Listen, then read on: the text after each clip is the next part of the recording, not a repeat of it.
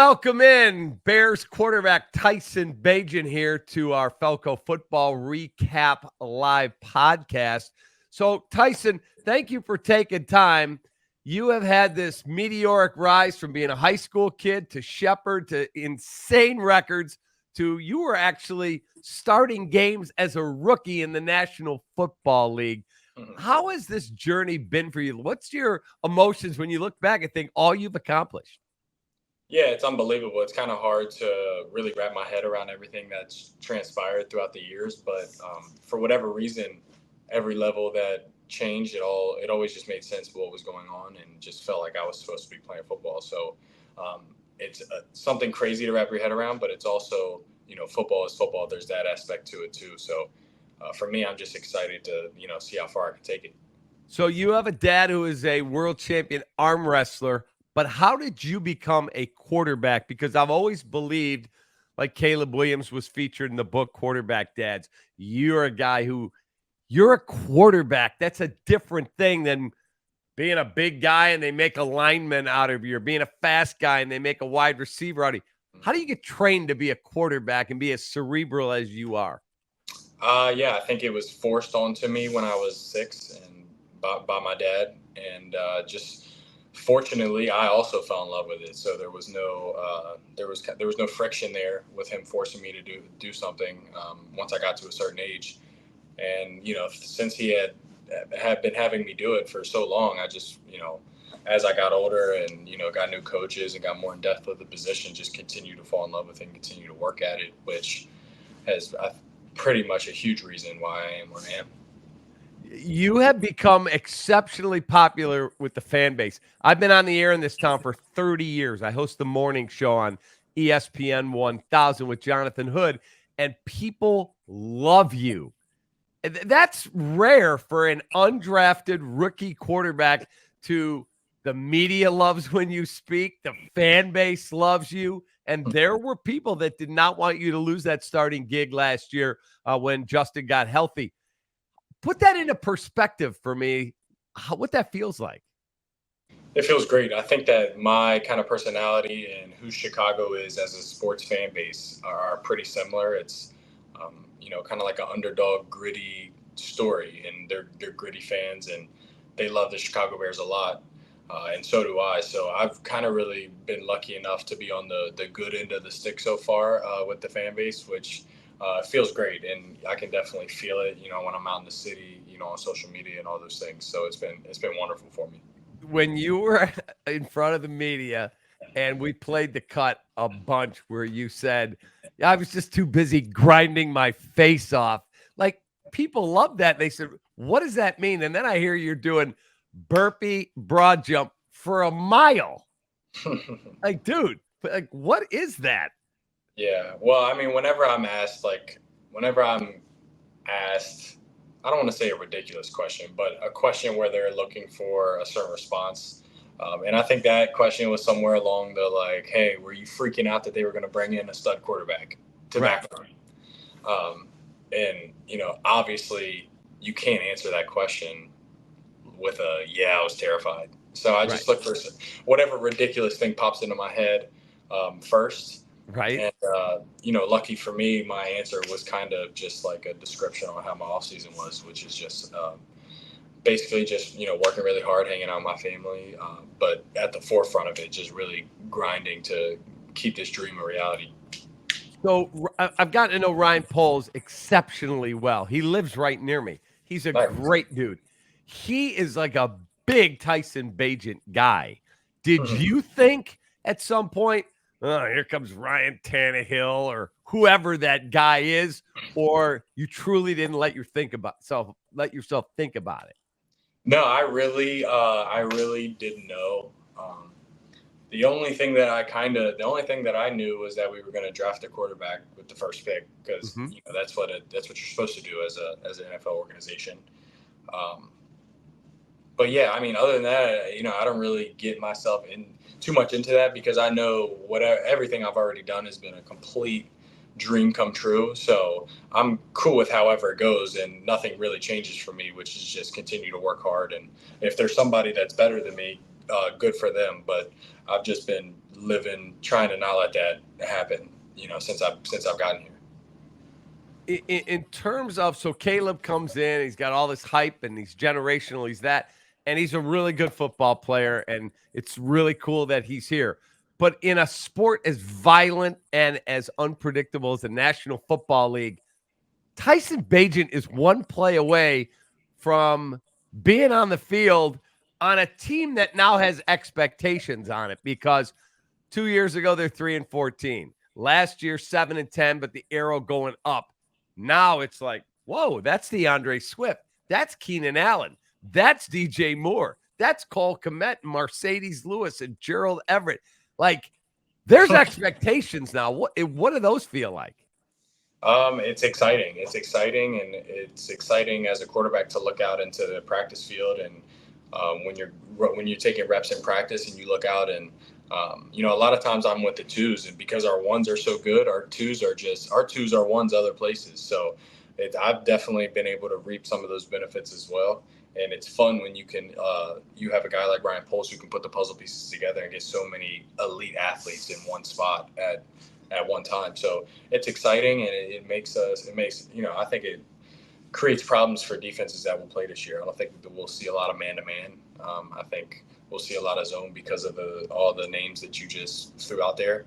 So it's all just super exciting. Do you have any concerns? The offensive line is getting banged up. We see this all over the league. The Rams are missing guys, and this team's missing guys, and Christian McCaffrey goes down. And are you concerned at all about the health of the O-line? Not at all. I think that this is it'd be more of an anomaly if there wasn't people getting banged up in training camp. I think it's if not the hardest time of the year physically. So, I mean, you kind of expect things like that, but on the realer side of it, what really can you do? You just got a next man up mentality, and everybody's here for a reason. So, no concern really with that at all. I think all our guys, there's no significant injuries, and I just think that it's just a next man up mentality. You can't really harp on worrying if people are going to be hurt or not, once the season rolls around. When you are out there, your rep, you're looking back, and play call comes in, you're going to survey the scene, you're going to go through your progressions. Do you lock in and go, I got to get the ball to DJ? Oh, wait a minute. I got Keenan Allen over there. Oh, wow. That's Roman Dunze down there. How do you go through your progress? Do you see who it is or you don't? No, I mean, yes, you gotta know the personnel that's out there. You gotta know what guys you have in positions and what they do well and what they don't do so well. And there's a little bit of that with everybody. But as far as that goes, I mean, if all things even, DJ's on the side and all things are even, you definitely. I could have done a better job having the thought in my head of, hey, let's get this ball to 2, because a lot of good things happen when he's got the ball in his hand. So there's a little bit of that, but like you said, I mean, you're throwing around so many names, it's hard to go wrong. Yeah, when we got the news that Keenan Allen was coming, I thought, I think they want to draft a receiver too. Keenan Allen and number 2, DJ Moore, and Cole Kmet, and Gerald Everett was here. And they kept adding and adding. I'm thinking, boy, you talk about surrounding your quarterback room with really good football players. That makes your and Caleb's job that much easier. 100%. And in complete agreement with that. And I think that's been the case so far in training camp. Everybody's learning this offense together, and obviously there's going to be bumps in the road. But I think the overwhelming scene is that we have guys everywhere that can consistently make plays. So when did you start getting the Shane Waldron playbook? Because you were already under contract. You're already a Bear. Caleb is not. How quickly did you get a chance to get the iPad and start learning the install? As soon as we got a couple of days before we reported for OTAs, so around middle April. So you didn't have it back in February when he got hired? No. Got to take a big long break from football, so that was nice, but it was just long. It was long enough to where I was itching once I got my iPad in middle of April to get back on the horse. And now I've been told that there's tracking software in the iPad, and they know how much you're studying. Is that true? I mean, if it is, I guarantee they could pull out that number. I don't know if people are looking at it. It's never been brought to my attention. But obviously, everybody hears the Johnny Manziel story and Right. or heard things like that. But for the most part, nobody's really being questioned or hounded about that. There's pretty much a mutual respect that you're expecting the other person to have looked at their iPad, and if they're not, it's just going to show on the practice field. Like it's too in depth of a system, and just the NFL as a whole is, no matter what offense you're in, it's too in depth to just show up and think everything's going to go all right.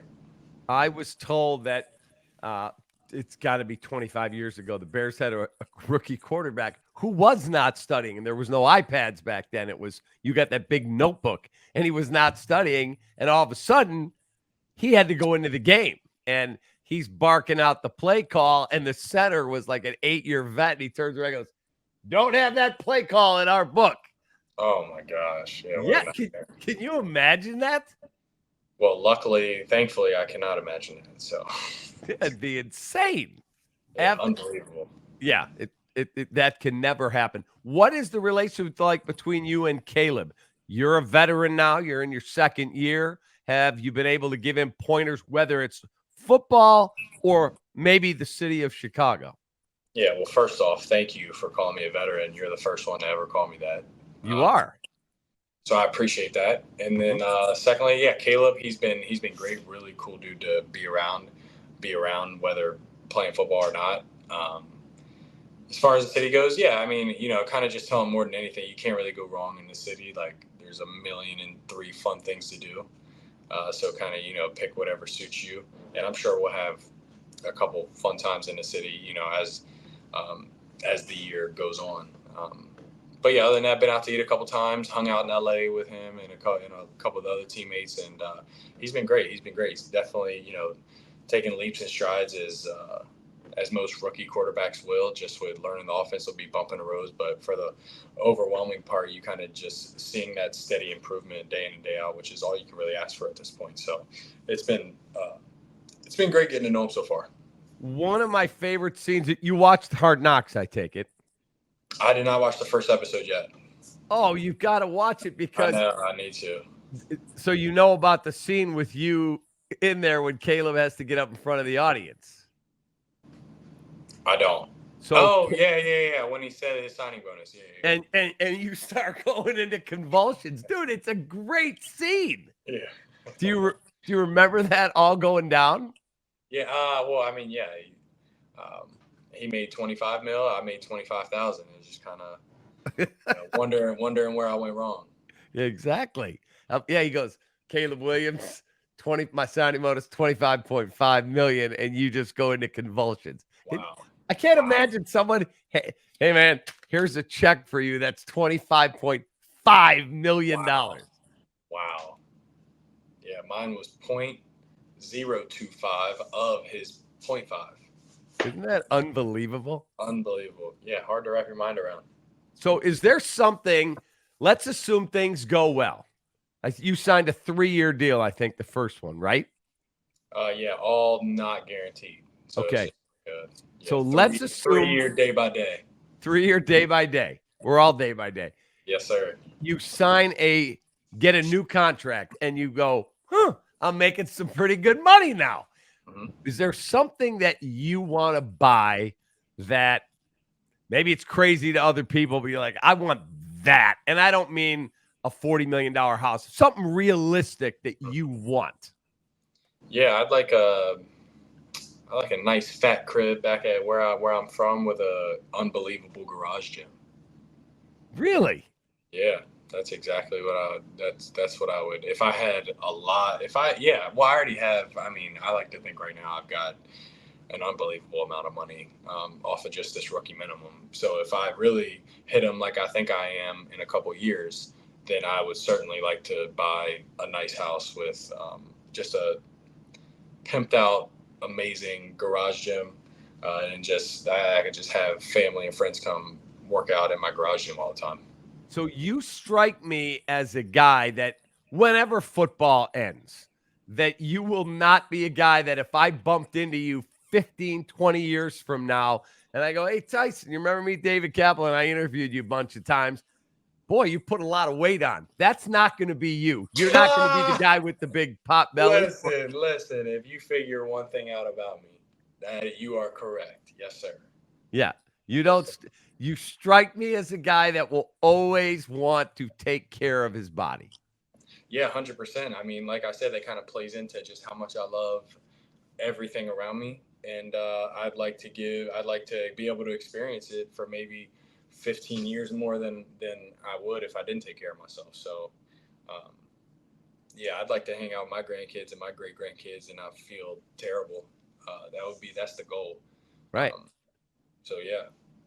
Yeah, I've got 2 grandkids, and yeah, and look at you. You look great. So thanks, man. There you go. Great feeling. It is to be able to go work out and go, I feel good. I don't think I look my age, so I just want to, want as many years. Been paying it forward all these years. You've been paying it forward all these years, and now look, this is exactly it. Because now there's a lot of people your age that aren't getting up and down like you are. You know what I mean? Right. It's funny. I ran into a guy from high school, and I looked at him, and I'm like, oh my God, he looks like he's 85 years old. He can be hunched over. I don't want that to be me. Yeah, you kind of realize that the only real problems in life are health problems. Those are the only real scary Bingo. things. Like, that's really it. So obviously you can't avoid everything, but you can avoid about 90% of it, in my opinion. So yeah, that's always been a crazy passion of mine since I've been probably in high school. Yeah, I've always believed, and you're exactly right, that health is the only thing. Like if they came in tomorrow and said, hey, man, your show and your TV this and your that, it's all canceled. You're out. That would suck. I would be bummed because I love what I do. Mm-hmm. But guess what? I'd get up the next day and I'd find a way to develop it all again. Yeah. But if, God forbid, the doctor said, hey, we got to have a talk here, that's what would suck. Yeah, that is really it. For me, at least in my 24 years so far, that's the only thing I've seen to be a real problem in people's lives. What is, like, you have great ink. So I'll tell you a quick story. I have 4 boys, 34, 32, 31, and 30. And I sat them down before the oldest one went out to college. And I said, let me just make this clear. In this family, we do not get tattoos. So when you're going off to college, if I find out you get a tattoo and you're not going to be in my will, not going to happen. Of course, my oldest comes home as a freshman. He's got the big tattoo on his ribs. Then he's got one on his back shoulder. And I'm furious. He ends up graduating from Illinois. He travels the world teaching English as a second language in like 8 different countries. And I decide I'm a different guy now. I say to my wife, let's go get tattoos. What? We go get one. She's only got one. I've got 8. I've got them all over my arms. Wow. And I mean, I love going and getting new ink. I got new ink right there. It says, don't let the old man in. And I love it. That's a great one. Great one. I will never. He comes home from Europe and he's like, what the? Really? How many do you have? I'm not quite sure. But I got my chest, back, and my left arm. And your favorite one? Do they all have meaning to you? Yeah, not one of them doesn't have meaning. So same here. Yeah, I don't get dumb stuff written on me. But yeah, I don't know. I just kind of started when I was young, and then kind of something in my mind didn't like having a tattoo on a body part and it not being finished. So I just ended up just jumping off the deep end with it and just getting blasted everywhere. But are you done? No, I'm sure. I mean, I don't have any ideas that pique my interest right now, but I'd like to think that when I have kids, maybe that'd be something monumental enough for me to want to put on my body. That's kind of the next thought. Yeah, that's the next for me. I want to have a family tree. Yeah.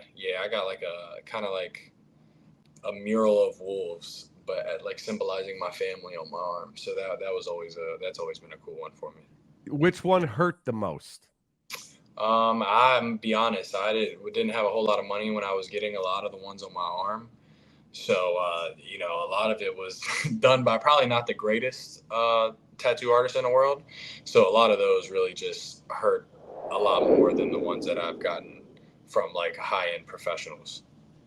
Yeah, I have a guy in Chicago who I think he's got the number one tattoo parlor in Chicago. He said he had like 12 guys from the Los Angeles Dodgers were in town. They had a day off before they played the Cubs. He goes, all 12 of them are in my studio. He goes, Oh my had God. to bring in more people, but he's the Wow. best. And the only ones that really hurt are under here. Yeah, I got my mom's face right there, and that one stung. That one The, did sting. that one stings, and I don't have anything on my ribs, and I hear the ribs sting.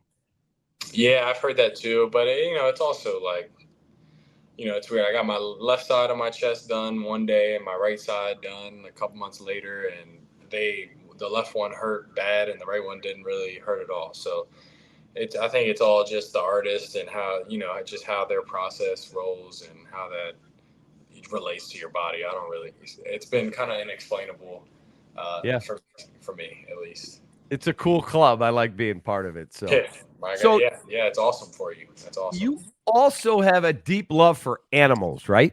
Hmm. Tell me about it. And you have a big event coming up. But tell me about your. I have 3 dogs. We just adopted a golden retriever 3 weeks ago, and we've got a Siberian Husky and a black lab mix. And man, they're family, man. It's I can't imagine life without them. Yeah. Well, I mean, yeah, I've always, my grandparents had a lot of animals growing up, kind of on like a farm situation. I always had dogs and cats. So I was kind of introduced to them at that point in my life and always wanted one for my own. But my parents were not into it, not into the idea. Just because extra things to take care of, they just weren't really feeling it. And then finally, when I was 16, they got us a family. They got us a family dog, who all of a sudden I ended up 100% taken care of as it was growing up, learning everything like how to be potty trained. For whatever reason, I got stuck with this duty. But then through that, I obviously fell in love with the dog, and he passed away a couple years ago. But he was the greatest thing ever. And then I think ever since then, my whole family's mind has changed with the idea of having dogs in the house. And last year I wasn't, it was kind of chaotic for me. Wasn't able to do a whole lot in the community. So um, I was able to do this partnership with the Animal House Shelter near the Chicago area. And we're having a fundraiser on the 17th after the game that we play against Cincinnati. So it'll be a fun time. It'll be a cool to get involved with the city for a good cause, and it'll be a good opportunity for fans to come hang out and get autographs and have a good time. Yeah, so everyone can join after the Bears game on August 17th. Celebrate with Tyson and their partners helping 2 great causes: AHS and CORE. CORE Reentry provides a second chance to justice-impacted individuals. AHS Animal Shelter is a no-kill shelter that rescues and cares for homeless pets. There'll be a private cocktail and reception on the 16th on the terrace after the game, followed by dinner and a program at 5 in the grand ballroom. There'll be a live DJ, silent auction, dinner, drinks. They get to meet you, and it will be super cool. Your dad's going to MC it. I think it's a really cool thing that you're giving back, and it's a cause that's near and dear to you. Yeah, no doubt. I think anytime you can combine the two, it usually works out a lot better for both parties. If people want to get tickets, where do they go? You can email my dad, travisbagent1@gmail.com, and he will certainly answer any question that anybody may have. And get them all set up. And you're going to have a big event at the Trump Tower Hotel as well. There's opportunities to be a sponsor, Super Bowl level, championship level, title level. Did you let your dog sleep in your bed with you? Yeah, I was a dumb 16-year-old kid, and obviously a lot of times trying to teach the dog how to be potty trained, keeping him in the bed, and knowing when he needed to go outside was better than let him use the bathroom all over the house. So yeah, I did, and then that obviously turned into just a bad habit after he became potty trained. He didn't want to sleep anywhere else. Yeah. We have the husky and the lab they're laying in my bed right now with my wife. And the new one we have to crate train. And then I get up at 4 a.m. to go to work because our show's on at 7. So of course I'm the one that has to get up at 4 and take the dog out for a walk around the block so the puppy does his business. But I've said this to people. Look, I'm a family guy. I love my kids. I love my wife. We've been together a long time.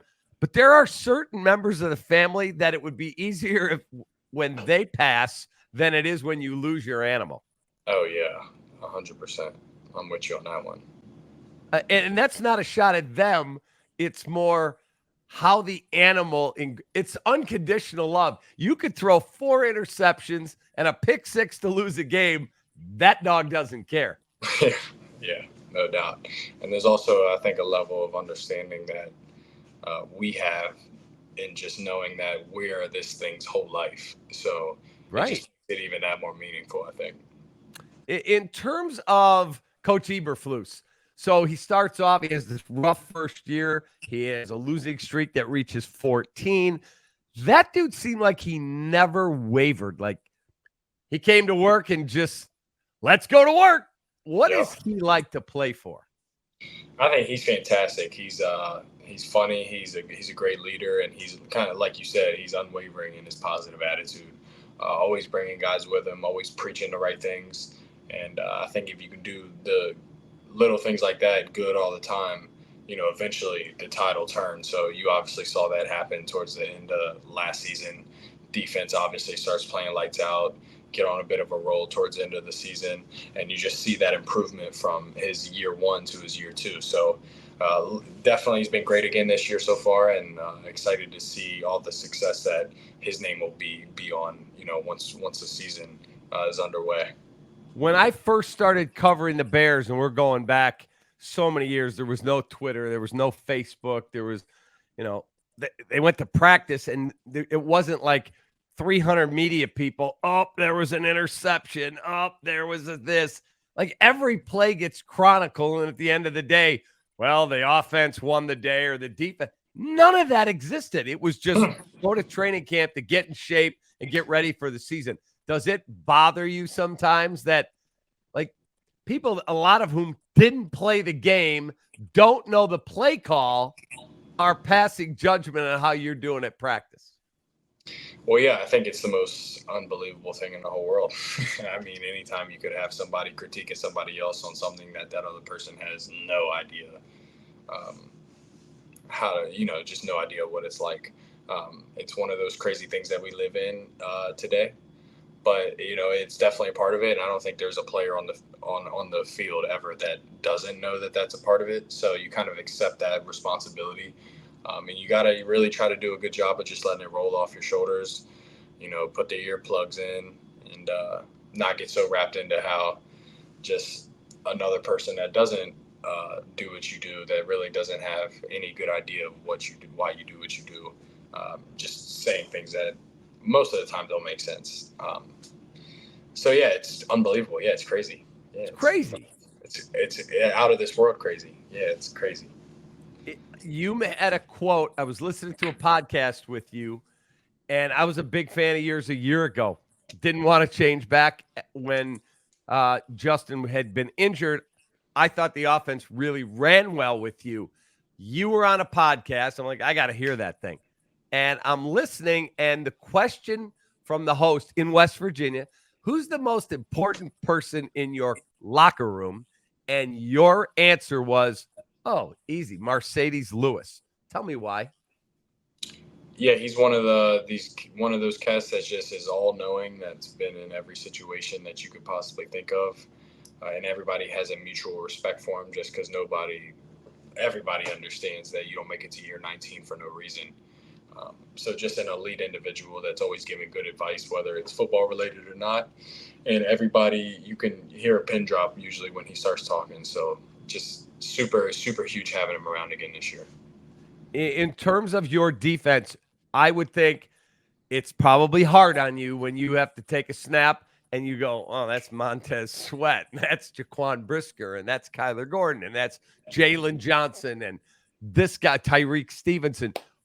How much does that make you and Caleb better because you're going up against, I think, a top 5 defense? Yeah, I think it's great. The harder practices, usually that's a great sign that because it usually makes game time a lot less chaotic and easier to process and get through. So it's always good when you can be tested like that day in and day out, because you know that it's a long season coming, and going to play against a lot of good football teams. So it's good to have all those reps banked that you can kind of learn from, adjust, and be able to react to once the season starts.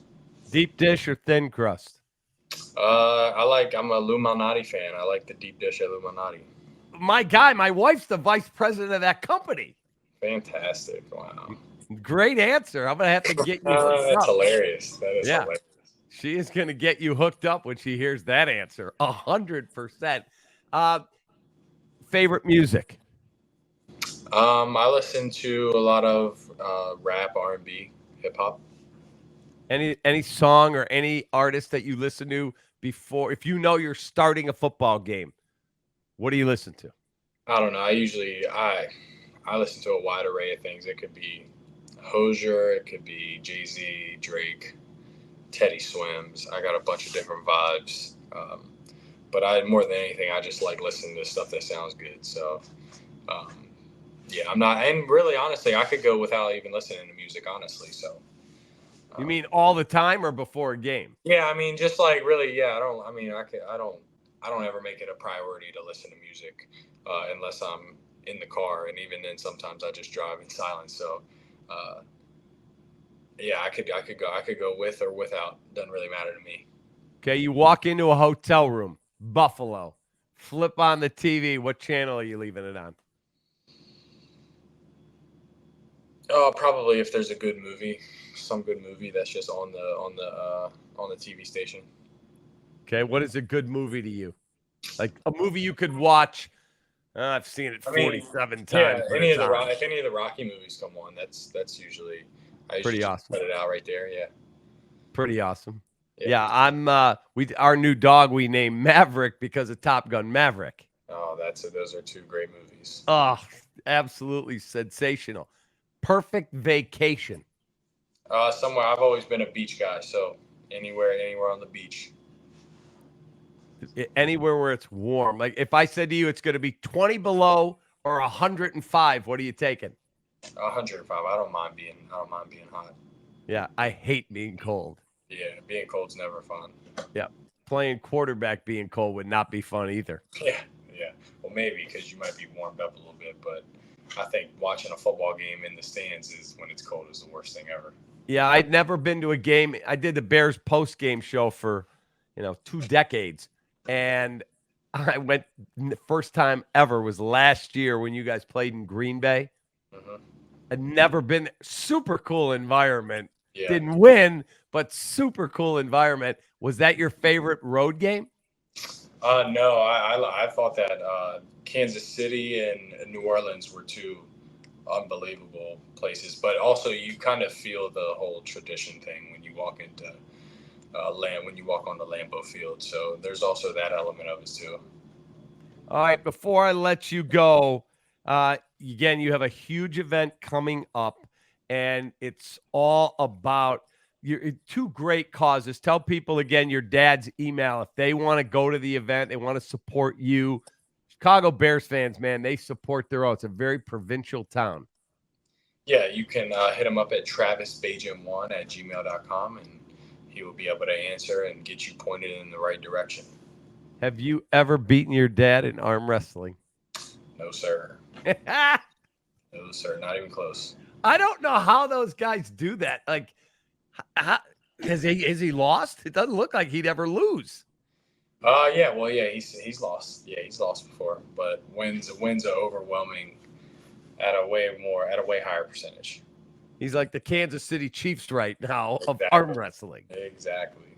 Hey, man, I appreciate you taking time. Love the Cubs jersey. That's my team. So, I appreciate you having me on.